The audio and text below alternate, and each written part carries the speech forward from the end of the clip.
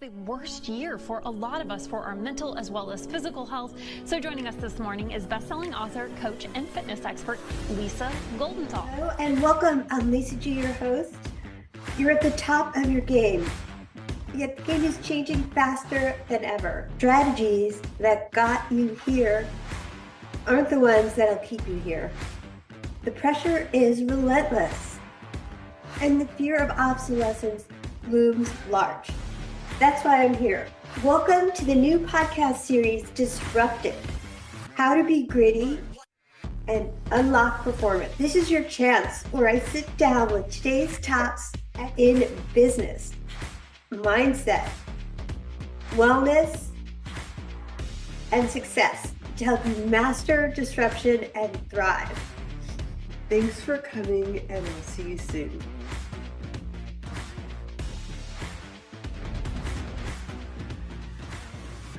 Welcome back to the WholeCEO with Lisa G podcast, where we talk to the world's top high performers about what it takes to lead, scale, and execute. And today get ready because we're diving. Oh, I'm sorry. Let me start that over.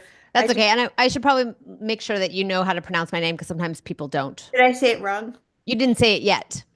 Oh, I was going to introduce you at the very end, so say it for me so I get it right. Dia Bondi. Sometimes people say Dia. It's Dia. Yeah. Yeah. Oh, okay. Okay, great. No, I wasn't going to say Dia because Okay, good. You just never know. Okay. All right. So, okay, team, here's the real intro. I was just goofing around. Welcome back to the WholeCEO with Lisa G podcast, where we talk to the world's top high performers about what it takes to lead, scale, and execute at the highest level. And today, get ready because we're diving into a game changer, talking about how do you ask for what you truly want, not just the safe, comfortable asks, but the ones that make you a little nervous, the ones that can change everything. Joining me today is none other than an absolute powerhouse in high stakes leadership communication. She's a catalyst for high impact women and ambitious professionals to ask boldly, speak powerfully. She's coached world-class executives, VC-backed founders, and even helped Rio de Janeiro secure the 2016 Summer Olympics. She's also the author of the incredible book, Ask Like an Auctioneer: How to Ask for More and Get It. This book is a must read if you want to go from playing it safe to making the kinds of asks that truly move the needle. Welcome to the podcast, Dia Bondi. Thank you so much. Thanks for having me. Hi, everyone. Welcome. This is great. Let's get into it. Welcome to the show. Dia, you talk about moving from the comfort zone to the zone of freaking out. And why is discomfort a good thing when making bold asks? And how can people push through instead of backing away?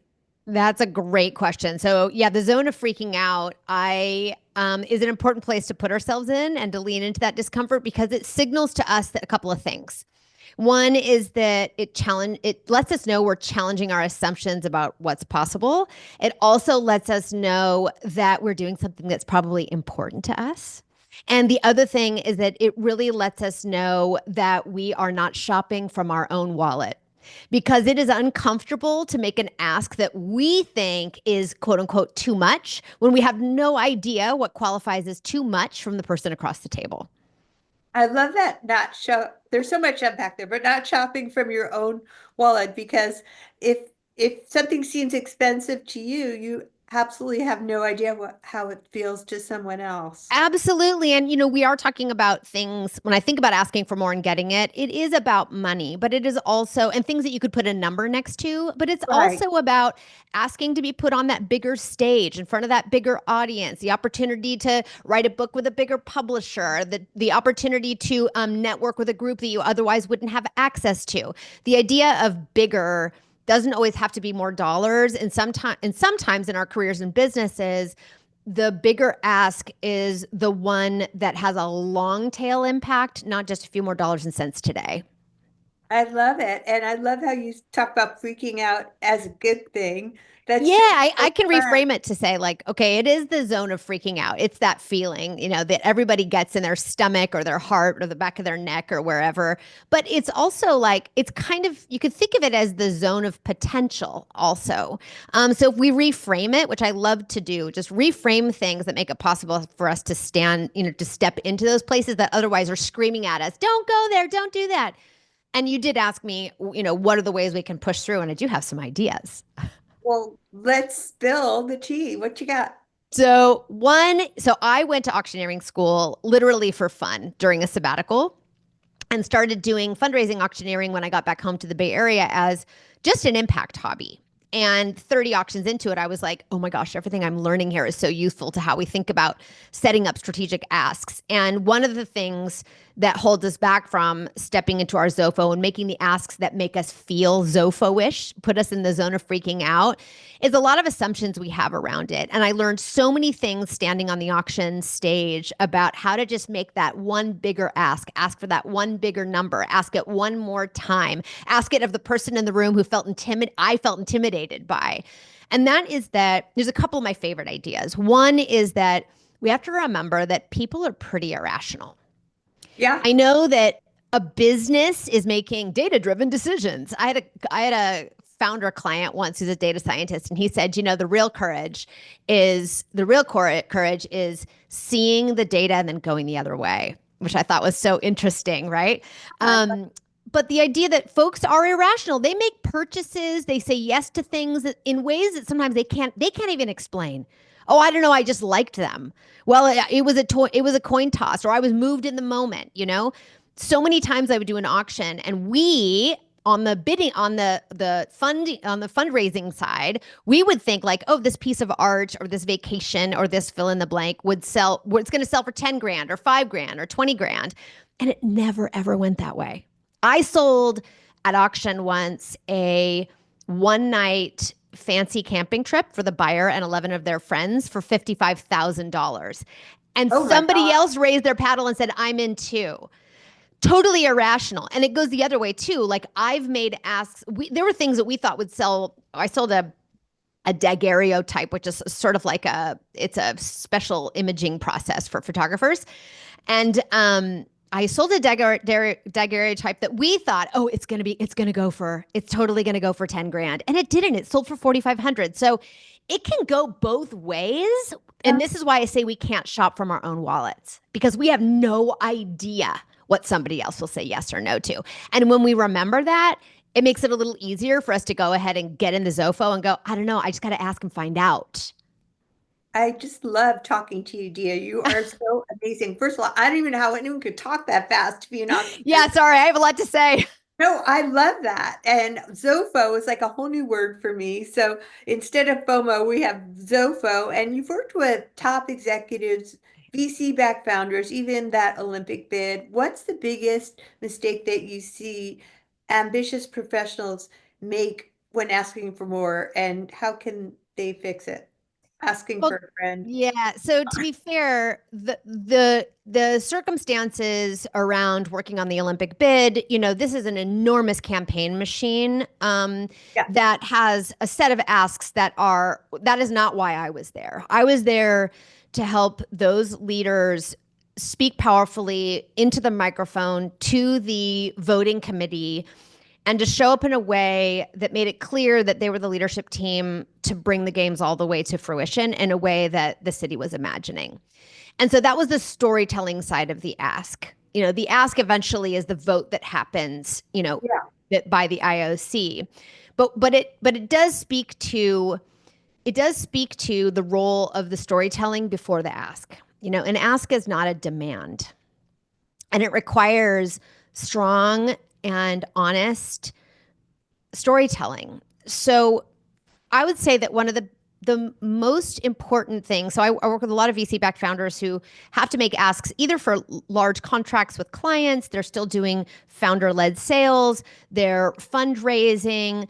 I have clients that engage in secondary share deals. So their primary investor, their early stage investors want to sell to each other, and they can't be cut out of those deals. They need, they're the CEO. They need to be involved in these conversations, Yeah. have some say in how things go. They're involved with product launches that have asks around purchases, but also partnerships, et cetera. There's a million kinds of asks. Again, it's about decision-making asks as well as money-related asks. And one of the biggest mistakes that we make is that we forget that the story needs to include the person on the other side of the table. That we start by pitching our idea instead of starting from the challenge of the person across the table. And in that way, we have to slow down and identify really clearly what the offer is that we have inside of our ask. And sometimes it's not so obvious. It's not, you give me 55 grand and I'm going to give you one night camping trip. Sometimes it's about, you be our first partner and you're going to get to be a pioneer in this space. We have to tap into the motivations of the people across the table. And when we miss that, we turn these asks into transactions, and sometimes that's okay. But the ones that really matter, that again have those long-term impacts that are really strategic, we really need to focus on knowing what the true offer is inside of the ask. I love that focus on the person sitting across the table from you and what do they want. To be a pioneer in this space would inspire a lot of VC funds more than I want your money and here's your return on investment. I mean, that has to be there, but that's almost table stakes. I mean, that has to be there. My clients know who their investors or partners are, who are not always wanting to be a pioneer. They want to be the first followers, Yeah. So the money has to be there either way, but they're not going to be the one who goes first. So looking at those emotional, disposition-oriented desires, that the people across the table have from us beyond the dollars and cents. Yeah, I love how you focus on emotion because emotion is how people buy and the storytelling is what hooks them, right? Totally. And this is not a science. I mean, I guess it is. People study this stuff, but it's very slippery, and we have to take risks sometimes in saying out loud what we think somebody else wants and then be willing to be wrong and then engage in a conversation to find out more. I love how bold you are and authentic in leading others to have their voice. And in your book, Ask Like an Auctioneer, it's all about maximizing the potential of every ask. So what's one technique that our listeners can use today to ask bigger and start getting better results? Yeah. So not every ask is a moment where you're going to ask like an auctioneer, not every single one. And recognizing completely that you may not ask for more and get it every time, but if you lean toward asking for more, you're going to get it over time. So one of the things we want to look at is not just to think about asking for what we want, like what's good enough, but asking the way we ask like an auctioneer and how we maximize the potential is to start there and then ask, what do I think will get a no? What do I think will actually be rejected? Because that's what we do as auctioneers. If I open a bid at $1,000 and somebody says yes, if I sold it right then, I would have, I was willing to sell it at $1,000, but I have no idea what the potential is. The only way I know is to ask until I get a no. The person in the room who raises their paddle and says yes to 5,000, and the other person who says no to 5,500, I know that it's time to sell it because I've had somebody say, nope, that's too much. So we have to challenge our assumptions about what's possible. We have to be willing to ask ourselves the question, what do I think will get me a no? And then look at the gap between what you would ask for that's what you want and what you think will get a no, and see if you can lean upward and then be willing to get that no and then have a conversation. This is just a fascinating topic, Dia. I could talk to you all day, but I know it's a short podcast.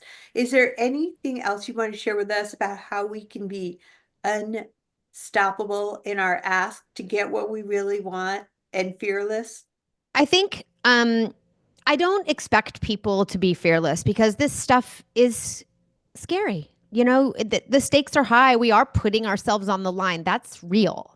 And when we go into these with the expectation that I have to be perfectly confident and perfectly fearless, we set ourselves up for feeling like we'll never be ready because that feeling never comes. That's what the ZOFO is. The ZOFO is I feel all those things. Ooh, that's an indication that I'm doing something a little bit bigger than I'm used to. And it's probably something important. And that's a message that says to you, not that you're breaking something, but that you're being courageous. So that's number one. Number two is to remember that what somebody else will say yes or no to is about what they value and how they value it. So I might sell a one night camping trip for $55,000 at auction, and I would never myself pay that because it doesn't have that value to me. I Right. could sell a $10,000 daguerreotype for $4,500 because somebody in the room didn't value it the same way we did. So auctioneering has taught me and can help others think about going ahead and making that bigger version of the ask, because the response you get isn't about you. Think of it like this. It's not that price is a measure of value. It's that price is a way to see price, or what somebody will do with you, is a way to see what they value and how they value it, not a way for you to define your own worth or worthiness. Not the same. That is so interesting. So, okay, this is my final question. Yeah, it's okay. I could talk about this all day, Lisa, It's a as you can fascinating tell. topic, because I can tell, oftentimes as women, we just devalue ourselves in the marketplace, and we have this glass ceiling. We're hitting it oftentimes. So how do you research and find out what other people are willing to pay for something, or what their value system really is? Sure. I mean, look, the internet is vast and very useful. We also have to recognize that you might look for and find data on the internet that is about the ballpark, but it is not your ballpark. Meaning the people that have the insight about this unique situation that you're stepping into are you and the other person. Like, the ask that feels like a lot today could feel like a lot less tomorrow when circumstances change. So just want to distinguish that. Right. Two, there's some great platforms, like I think it's still up and running, called 81 Cents. So folks who are making salary-based asks can go there and have the offers, that the asks they're making and the offers they might be, the counter offers they're getting, peer reviewed by other people in the industry. So Wow. yes. I think the other thing is to get very curious and not to be shy, for example, to understand what the salary ranges are that the organization that you might be pitching yourself to or in a contract negotiation with really are. You can ask for information, to help you really understand where you live. And then I think the third one is to get feedback from people who aren't just the ones that are gonna that your ask is gonna trigger their fears. Okay. So if we're asking our best friends who have a difficult relationship with money for salary advice, Yeah. we can be getting like, just take it. I mean, it looks good to me, just take it. And that has nothing to do with what's important to you and what you really want for yourself. So we have to be careful about where we get our feedback from in the peer context, because our asks can trigger other people's fears. Wow.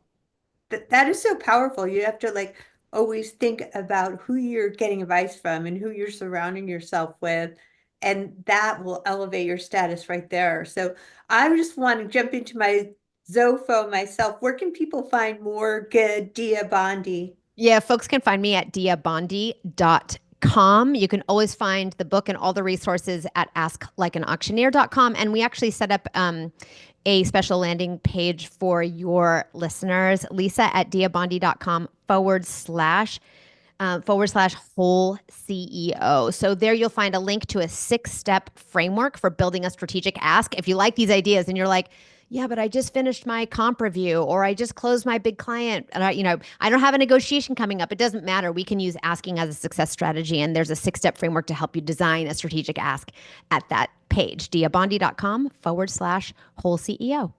Well, I myself am heading to there right now. Thanks for being a great guest. Thanks.